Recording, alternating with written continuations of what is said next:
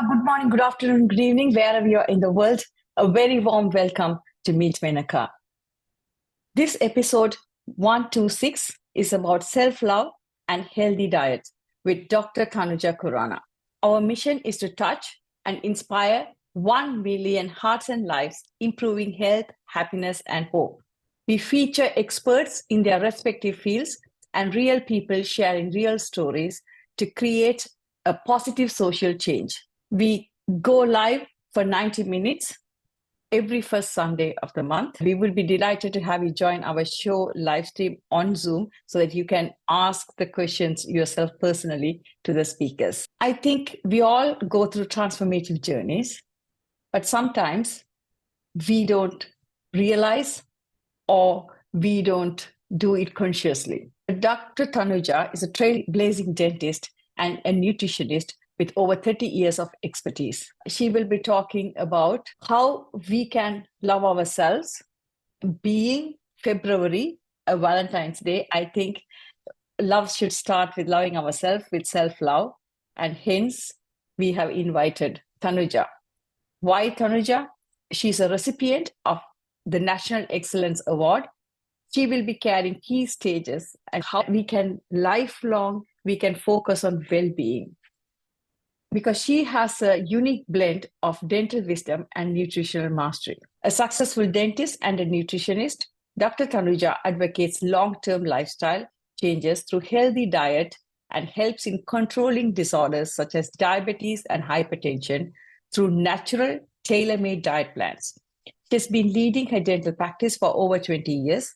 She has over 10 years of professional experience in the field of nutrition and also has been a recipient of the prestigious National Excellence Award in the medical field for diet. So firstly, a very warm welcome to you, Tanuja. Thank you for having me here, Menaca. It is a pleasure being on your show. Thank you. She was our junior in college and she's married to one of my close friends. A pleasure to have you, Tanu. Thank you so much. So let's dive deep in first. Yeah. You are a dentist and like me, perhaps you wear many hats. So what inspired you to integrate dentistry and nutrition? And how has this unique approach impacted your own life as well then? Menaca, this came very, very naturally to me because of the interconnectedness between the oral health and the internal self-health or internal well-being of a person.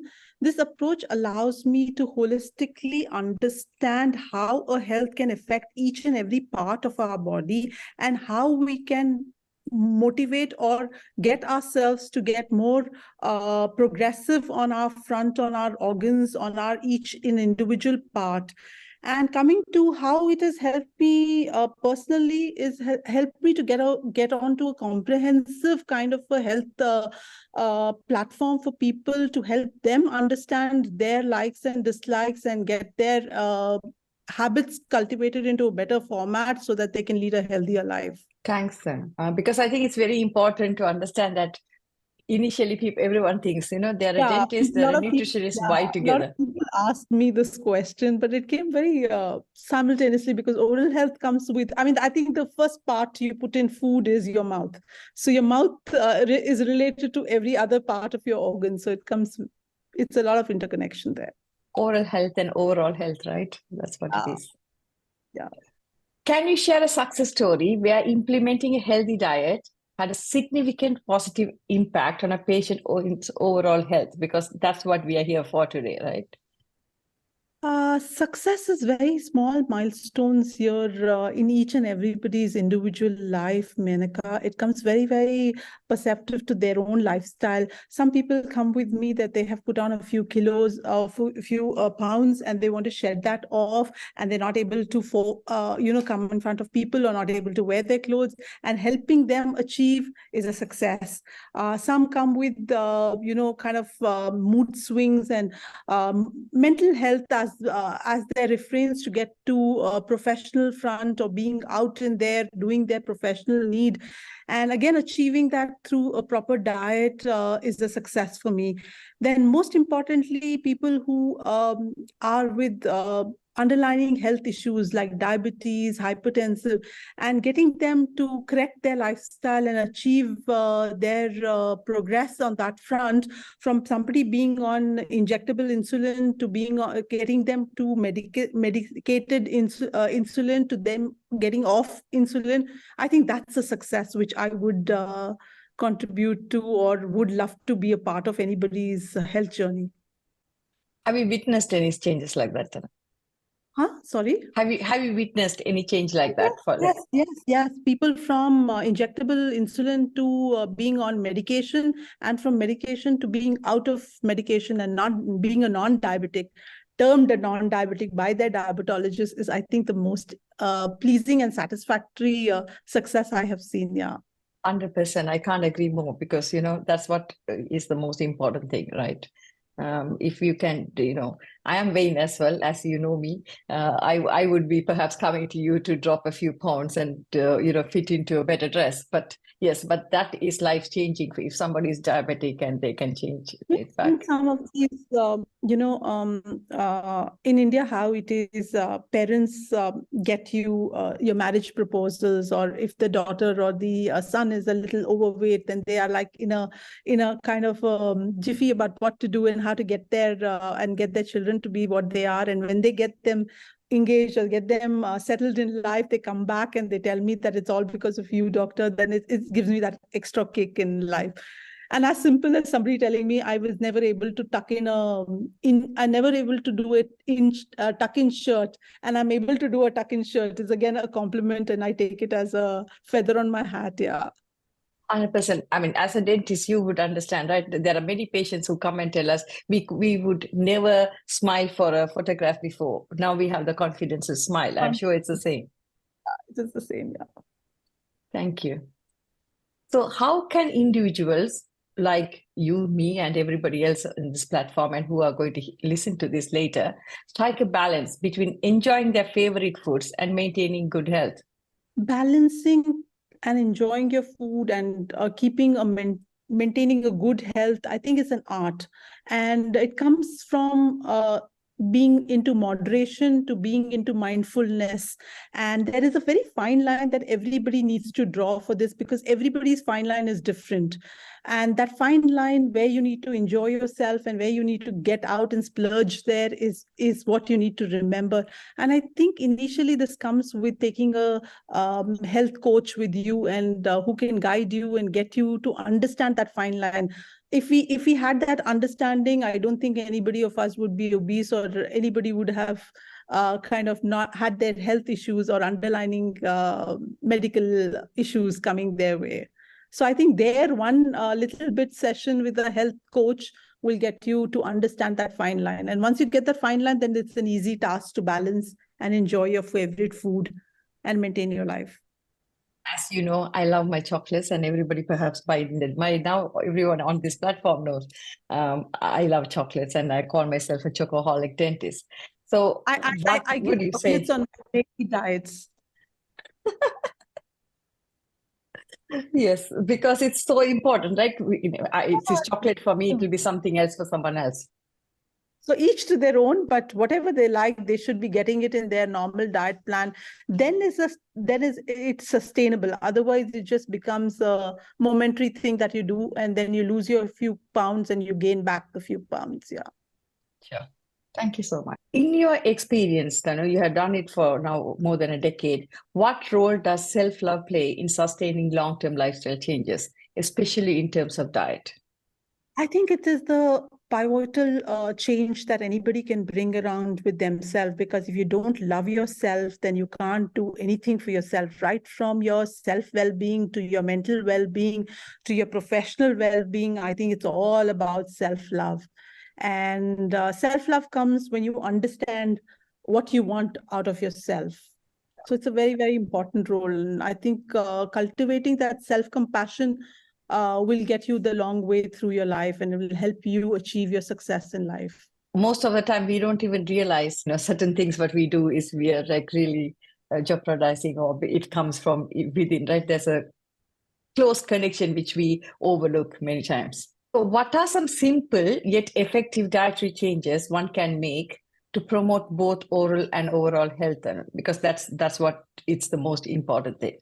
Simple and dietary changes that anybody can bring about is, in a broad spectrum, would be increasing water intake in your day-to-day activities, getting in more fruits, veggies, vitamin-rich food, nutritious food, and reducing your sugary and other kind of dietary intake or carbohydrate intake into your normal routine.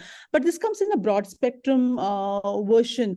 Apart from this, I feel a few tips would be eating regular short meals, more frequent meals, giving it 7 to 8 meals a day, small meals. When I say meal, it could be even like putting in a date into your mouth at a particular time would be a meal. But doing that and doing 7 meals is what should get somebody to balancing themselves and being able to get that dietary changes in their life day to day. Little and frequent, that's what it is. Yeah. Little and That's it. I never heard that you advocate people having 7 times. It's something very little. Is that correct? Yeah, your body works very differently, Menaca. It too much at one time. When we do 3 meals and we do a good quantity of our meal, our body does not process it because we're getting on an aging process. So the metabolism is not that fast, and then it stores food as fat, and that's how tires come across your way or inches increase in your body. Second, not eating at all and confusing your body of when to eat and when it's going to get, that is your intermittent fasting and those kind of things. Now your body gets confused whether you're going to give it food or not give it food. Again, it stores food as fat. I mean, it's kind of confusing your body. So eating small meals and eating frequent meals is what I advocate. So as a dentist and a nutritionist, how do you address common misconception about certain foods affecting dental and overall well-being? We have plenty, I'm sure. Oh yeah, lots of them. So this is a very personalized kind of a thing. It goes down to their cultural and individual health or individual perceptive of a person. So each area of the world has a different concept towards a certain food which they feel is not the right food for themselves. Most commonly, sugar. Okay, when people come to me, either when they want to shed off their weight, they say, I doctor, we need to be off sugar. And I have to convince them it's not all about sugar, but it's about your dietary changes that you need to bring about that sugar being a part of it, or your habits, even for the oral health. Now, we all know eating sugar or eating sweets can cause oral cavity. But if you're doing your brushing right and if you're doing your oral hygiene right, I don't think it is the only cause that can lead to your cavities there in your mouth. The same goes with your shedding off if you weight. I think everything can be incorporated or be added there if you address it the right way. People like me, I'm sure they come and ask that question. So can you provide insights into how nutrition impacts mental health particular and its connection to fostering self-love? Because mental health, and we hardly think about mental health and food together, but there is a connection, right? So can you explain to us or tell us a bit more about it? There is a very profound connection between your nutritional deficiency and the way how a mental health of a person is. Because if you're not providing your body with the right kind of a nutrition, then you're going to be fatigued all day. You're going to be cloudy in your thinking. You're not going to be active in and out there, and which leads to a lot of mental stress in people. So eating right, eating correct, and getting the right kind of a nutrition will get your mind going and reaching greater heights in your success, in your lifestyle, in your day-to-day life, in your progress, in your social and economical front. I think it's very important for somebody to have a mental health being at its position. And that can come only by food. That can come by the right choices of food. Thanks. We touched upon this before, but for those managing conditions like diabetes and hypertension, what dietary strategies do you recommend to complement their overall health? Because that is a common question people ask, right? Okay, I have diabetes or I have hypertension. What can I do? Sure, this is also very individualistic, but again, to be broad spectrum about it, emphasizing on a balanced diet is what would help you succumb this kind of an issue. A food which rich in fiber, lean protein, healthy fat, carbs, simple carbs, not the complex carb, and low sodium food. But again, coming to this is very broad spectrum. If you kind of look into these terms, there are a lot of foods which come under these categories. Now, each to their own. Some may have hypertensive with a cardiac issue. Some may have diabetes with cardiac issues. So each comes with that combination wherein we need to figure out what, and henceforth a diet coach or a health coach is one who is required to be with you. I think this is a lot coming out in public, and people are understanding this, and that is why they are approaching health coaches to get there and be better in their day-to-day life. So, for example, quick example. I know it is very complex, anything in medicine or dentistry, but like if, for example, Mr. X has diabetes and hypertension in a broad spectrum and don't have any other health problems, what would you recommend? Just 2 lines. So if they have hypertensive, we all know sodium is something that should be avoided, and especially the table salt. When sodium comes also, we do not know what is sodium. I mean, people just say sodium, and people are very confused as to what sodium. Now, cooking, what is cooked and what is added into cooking your dishes is okay. But there is a top source of sodium that is added on the tabletop. That should be avoided in a broad spectrum, if I have to give you a direct hint at it. And for a diabetic, eating frequent meals, because that helps them reduce their insulin levels, keeping them on simple carbs, giving them rich fibrous food is what would add to their benefit there, and keeping their sugar levels, I mean, sugar content in the food a little lesser. Yeah. Thanks, Tanu. So how can individuals overcome challenges and maintain a positive relationship with food? This is including me, fostering a healthy mindset. I think this is by adopting yourself to a flexible and a non-restrictive kind of a diet. By flexible and a non-restrictive diet, I mean to say, whenever we want to get off a few kilos or to get ourselves going there, we kind of give up on food. We say, okay, I am off sweets for some time, or I am off. This is a non-flexible diet where you can do this for a short period of time. You may be able to do it for 2 days, 2 weeks, 2 months, 2 years, but you give it up. And when you give it up, then you're there getting it there, and you're getting it back all to yourself there. So doing little and doing it more often is what I would suggest than not doing it at all. I have been there many times, so I can tell the yo-yo diet, like you cut carbs totally, you cut chocolates totally, and then a few months later, like you said, like, you get back to slip into your old habits. So yes, I can resonate. And I think anything that you do should be done for a period of 90 days, 3 months, because then your body kind of gets used to and gets into the tune of doing what you're doing. So even if you are kind of in a restrictive diet, do it for 3 months. Don't do it for a shorter period of time. Sure. Thank you. Thanks, Anna. So in your practice, have you observed any surprising connections between oral health and specific dietary habits? Oral health, yeah, direct, yeah. I mean, I think lack of nutrition, first thing shows on your oral health and shows on your periodontal health. We have people if you would have noticed, there are people with white spots on their teeth. Now, that is calcium deficiency. We have people with bleeding gum, wherein it is vitamin C, which is lacking in their body. A foul mouth, foul taste, or a foul smell in people could be related to acidic body, where they have acidity coming up. We all know when we have acidity and the acid refluxes that come into our mouth, people are more prone to cavities and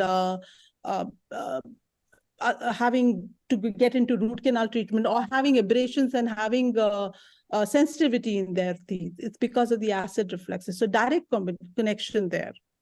Yes, 100%. I agree with that. As I have very limited knowledge about nutrition, but yes, definitely food, and we can spot many things from looking at their tongue or looking at their teeth, right? And even the mucosa. So it has a like direct connection for sure. Thank you. This is slightly off point, but what are your thoughts on incorporating mindfulness into eating habits? And how does it contribute to both oral and oral health? I think again that is a vital role, right? I mean, eating right will get you where you have to be, and to be where you have to be mindful about everything. So it is directly interconnected, and it directly gets you there. So yeah. I mean, I did a mindfulness course quite a few years back now, and I first exercise what they make you do is put a raisin in your mouth and feel the texture and the shape, and to be mindful of every part of that sensation while you eat it. So I think that really opened my eyes about, because usually more often than not, I at least definitely in the West, I mean, I think East is definitely catching up. Places like India and Sri Lanka definitely catching up. We watch TV, or we're on the phone call, or we're doing something else and then eating alongside it, or well, scrolling down social media, whatever it is, and which proves, apparently there's enough proof or enough evidence to show we eat more, or more than what we is required, or we eat the wrong things when we do that. So I think that's the reason I asked the question. Yeah, and also mindfulness will get you to understand whether you are actually hungry or you're just eating out of curiosity. So mindfulness gets you all over the place. It helps you improve your digestion, nutritional absorption. Rightly understanding what to eat, when to eat, and how to eat is the key, I think, there. And that can only happen when you're mindful about it. If you're not mindful, then you don't get there. I mean, you are a working mom, and many audiences are, or even like for men, they have to balance between work and life. And, we are all, some people are single, some people have a very busy life and schedule. So can you share tips on creating a family-friendly, nutritious diet that supports the overall health for all age groups? Because some people might have, adults, elderly, children in the same household sometimes, which becomes hard to balance at times. So, Menaca, again, it becomes very individualistic to your lifestyle and to which part of the world you come from, but including whole food, fruits, vegetables, nuts into your day-to-day life is what is very important. But I would like to pinpoint and get here that getting variety to your food on a weekly basis is very important. What I've understood in West, what people do is they pre-prep meals through over the weekend, and when they're pre-prepping, they kind of go monotonous on their week. Day after day, it is the same lunch which they carry. I think getting more of variety to your food gets you more nutrition, gets you more vitamins, gets you the chances of getting more minerals into your body. And again, when you set your plate, always remember, the more the color on your plate, the more the minerals and vitamins that are going into it. So green, red, yellow, blue, get all the colors there into your day-to-day meal. So color scheming in food gives you a key to get your nutrition there. And not many people know about this, that color of your food gets you many nutrition. So yeah, go get your colors there. Yeah. I mean, I have come and stayed at your place. I know that you definitely add the colors, and there's always nuts and seeds and everything around your dinner table. But, it is sometimes impossible to have all this to be there. But I think, like we talked about, maybe is the preparation earlier, and making sure these things are, well in hand for you to just put it out there, right? What do you think, Tanu? I think so. And that's again when coaches like us would help you, achieve that thing. Because when somebody comes to me and they ask, and we're doing their day-to-day diet, then I would tell them, this is do this on this day for your lunch and this day for your dinner. So sometimes we're so busy in our work, we know it all, but we are not conscious about it. We're not mindful about it, and we're just doing something just because we're doing it as a practice and on a day-to-day monotonous kind of a routine that we follow. So somebody is there to pinpoint it and tell you and correct you there, helps you achieve that. Sure. Thanks, Sarah. Thank you so much. How do societal influences like impact our perceptions of self-love, and how can a healthy diet contribute to breaking harmful norms?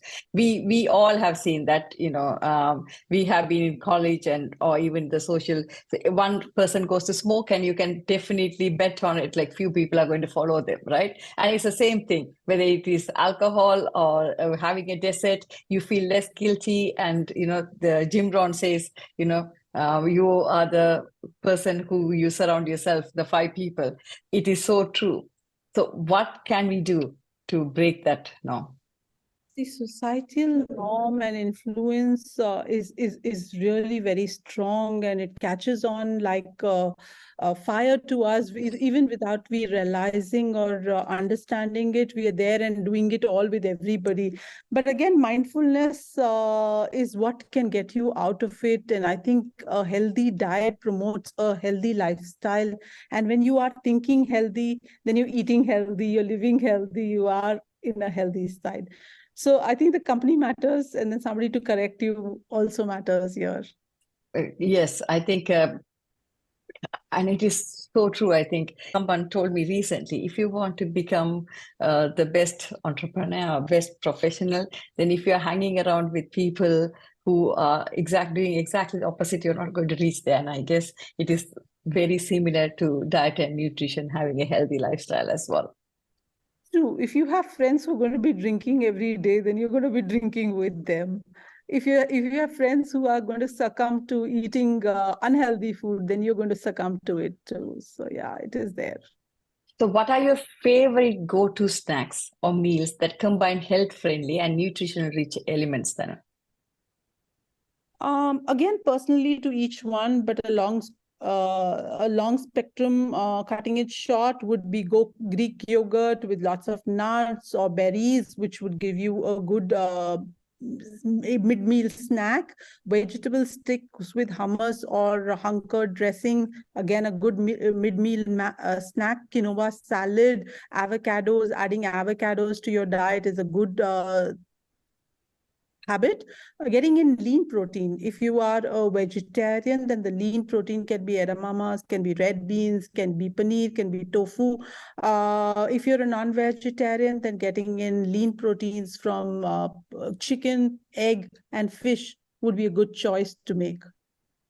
Oh, And thanks, of Ann. course, nowadays the catching up term is your puffed rice, which is a very typically of the east part. But yes, that is a good thing to keep munching on and getting your hunger pangs coming down. Puffed rice is definitely catching up here. Like we get like this biscuity kind of thing. I can even see the teenagers and young adults munching on it right now. So yes, it is definitely catching up.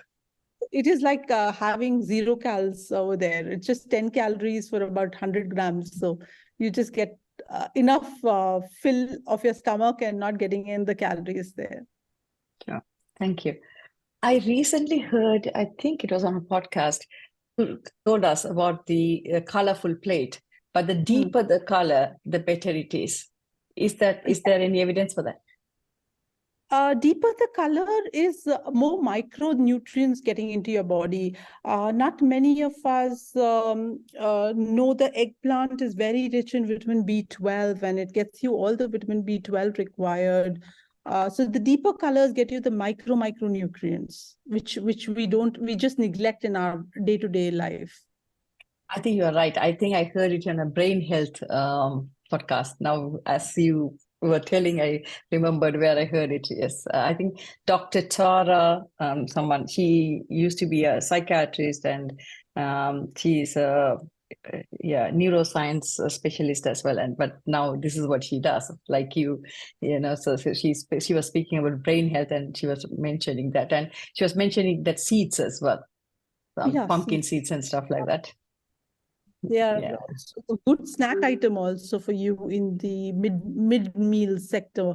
That is in between your breakfast, lunch, and dinner. These are the snacks that you could catch on and make your meals a 7 meal or 8 meal kind of a thing that I was talking about.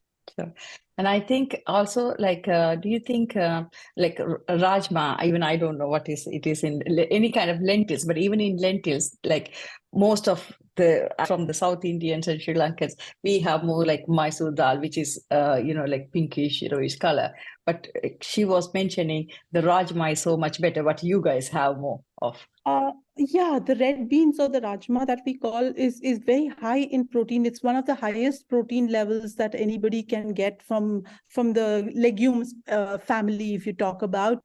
But the orange or the masoor ki dal again is very also a rich, good source of protein. Yet to be added, as I told you, color needs to be added. Yeah, the more you get color, so a plate, if it has suppose you have greens as in spinach, you've got your iron there. You've got a yellow dal or a orange masoor ki dal or a legume there, then you're getting your proteins there. If you've had it carrot there, you get your vitamin C there. So it's all in a plate. If you add that, cucumbers are rich in fiber, so that gives you a lot of fiber to your food. Sure.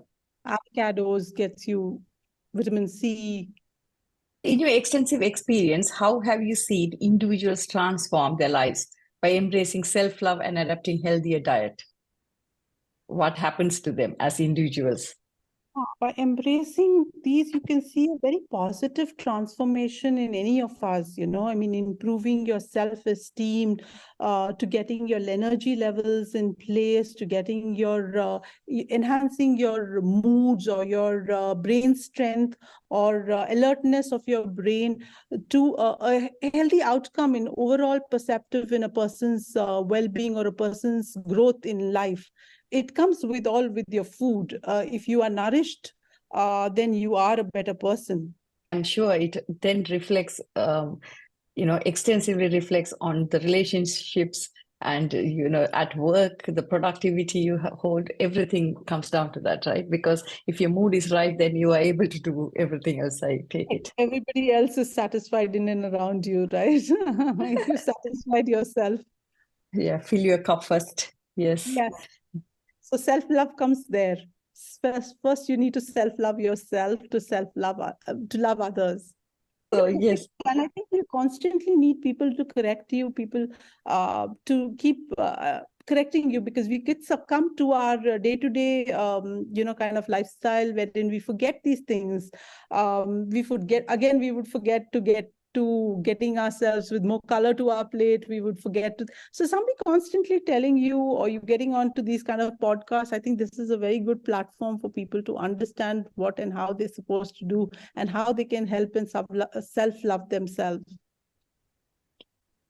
Sure. Thank you so much, Tanu. Like, if I have to ask you, can you give 5 tips people have to remember and put it down, write it down in their diaries and share with other people today after listening to you? What would they be?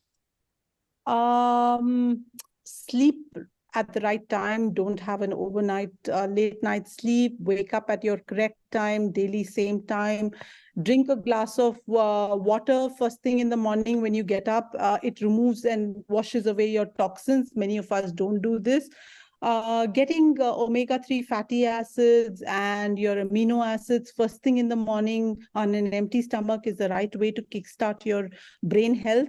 So almonds, walnuts, seeds, the right way to kickstart your day. And then again, eating frequent meals, 5 meals, 6 meals a day, and getting as much as color as you can is the key to your thing. I think the take home should be getting color to your plate. Sure. I think definitely going to stick on my mind now to add color to the plate. And thank you so much. And as you have come for the first time as a speaker, what do you think of the talk show and what we can do better, or how we can improve? I think this is a lovely platform. This is the first time I have been on a platform like this or come out and spoken. I'm a little shy kind of a person. I wouldn't love to be here. And I'm sure you know it, Menaca, how I am. So Yes. when you told me to come here, I was very, very apprehensive. But there has to be a first time in life. And I'm very happy with the outcome of it. I'm hoping that everybody else would have enjoyed the show as much as I've done and have taken back something home for themselves. And I think it's a perfect platform. Perfect. Kudos to the team for it. Yeah. Thank you so much, Tanu. I know I asked MP first that who is like for other people, it is Dr. Tanuja's husband first because he is my friend. And he said he's an introvert. She doesn't do these things, but you might be able to convince her. I said, leave it with me. I will speak to her. So that's how You actually convinced me to it. Sure. Thank you so much for coming on the show. And, it is a pleasure to have you because I personally have difficulties with, having a healthy diet when it comes to, I can do many other things, but, having a nutritional diet or having a healthy lifestyle like physical exercise is not my strength. And I'm sure there are plenty of professionals as well who have a very busy schedule, put other people first, and really struggle to do this. So I'm sure it will make a huge, huge difference. Thank you so much, Tanuja. I'm going to introduce the next speaker. The next speaker is Dr. Rasya Dixit. She is a skin care dermatologist and is a postgrad, and we will talk about her more. She's from Bangalore, India. And the topic is going to be skincare, Instagram, and dermatologist. Is it a love triangle? So let's see whether we can work it out. Is it or not? So I'm really looking forward to having Rasya Dixit on the show. Now, over to Raj Madhavan to give the vote of thanks. I'm Raj Madhavan, connecting from Canada. On behalf of Meet Menaca Celebrating You team, I have the honor and the privilege in presenting the vote of thanks to Dr. Tanuja Khurana. I hope I pronounced the name well. Thank you, Dr. Tanuja, for accepting our invite to be part of the Meet Menaca Celebrating You talk show today and sharing your expertise on self-love and healthy diet. I was wondering how dentistry could be connected to nutrition, but you have very beautifully answered my question by saying that mouth is connected to health of the rest of the body. That's an amazing analogy. I'm sure this will help many of us who wanted to lead a healthy life. Also, you said that one's mental health is also connected to the food we eat, which is, I never heard about that, but it was you also mentioned that multicolored food are nutritious, a beautiful way of emphasizing variety in nutrition or variety of food that we take. It's also sad that many that I speak to don't believe in healthy lifestyle and say that life is to live and enjoy as long as we live. But my comment to them is it is not how long you live, it's about how you live. It's all about the quality of life. That is what you talked about today, and we hope that your talk today will help many to lead a healthy and happy life.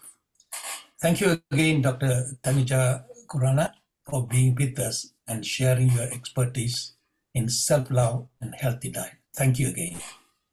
Thank you, Raj. Thank you. Thank you so much, Raj, as ever, for giving the vote of thanks. Once again, huge thank you, Tanuja, for coming on the show and doing it. If people who have joined us new, please hold on. After this, we will be going on question time where you can ask the questions yourself. For people who are listening to us on Facebook and people who are on our platform, wishing you all a very happy Valentine's. What better time to talk about self-love? So hence this topic for the month. Next month, we are going to be talking about skincare, Instagram, and dermatologists. is it a love triangle? Let's find out with Dr. Rasya Dixit. For the time being, for people who are listening to us on Facebook, stay safe, be happy, and keep smiling.